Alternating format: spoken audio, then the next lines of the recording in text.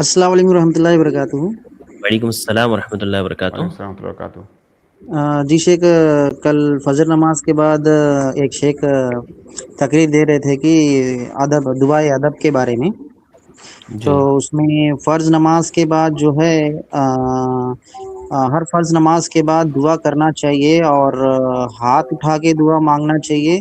اللہ تعالیٰ جو ہے ہاتھ اٹھا کے دعا مانگنے سے خالی ہاتھ بھیجتا نہیں ہے، تو ہر فرض نماز کے بعد ہاتھ اٹھا کے دعا مانگنا چاہیے کر کے ذکر کیے تھے۔ تو ان سے میں ریفرنس پوچھا تھا کہ اس کا ریفرنس کیا ہے کر کے، تو ترمذی حدیث میں حدیث نمبر 3499 کر کے ذکر کر کے دیے تھے۔ جی شیخ تو تھوڑا اس حدیث میں کھولیے، وہ ترمذی میں 3499 3499 جی حدیث مل گئی مجھے شیخ۔ جی شیخ۔ حدیث میں پڑھ کے سناتا ہوں۔ ان ابی امامہ قال قیل یا رسول اللہ، ابو امامہ کہتے ہیں کہ پوچھا گیا نبی صلی اللہ علیہ وسلم سے کہ اے اللہ کے رسول، ای الدعاء اسمع، کون سی دعا سب سے زیادہ سنی جاتی ہے، یعنی سب سے زیادہ قبول ہوتی ہے؟ تو آپ نے کہا جوف اللیل الآخر، جو رات میں، یعنی رات کا وہ جو آخری تہائی پہر ہوتا ہے وہ دبر الصلوات المکتوبات، فرض نمازوں کے آخر میں۔ یہاں پر اگر اردو ترجمہ کریں گے تو وہی ہوگا جو ان مولانا صاحب نے آپ کو بتایا۔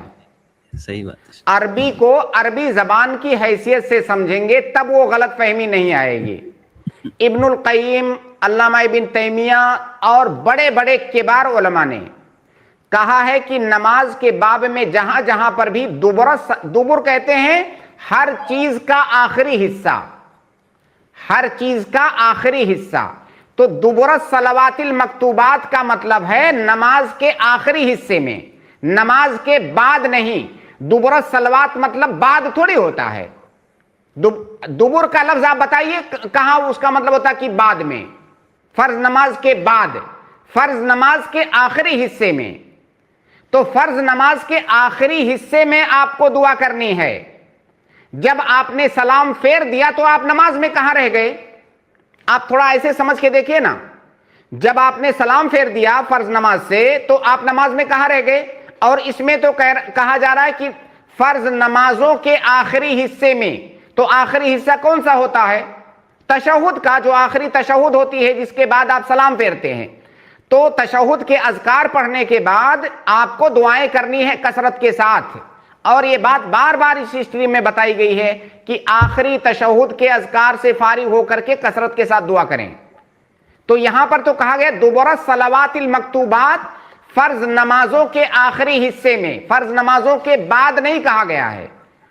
اور اللہ کے نبی صلی اللہ علیہ وسلم سے پوری زندگی کبھی ایک بار بھی نہیں ثابت ہے، ایک بار بھی نہیں ثابت ہے کہ آپ نے فرض نماز کے بعد دعا کیا ہو۔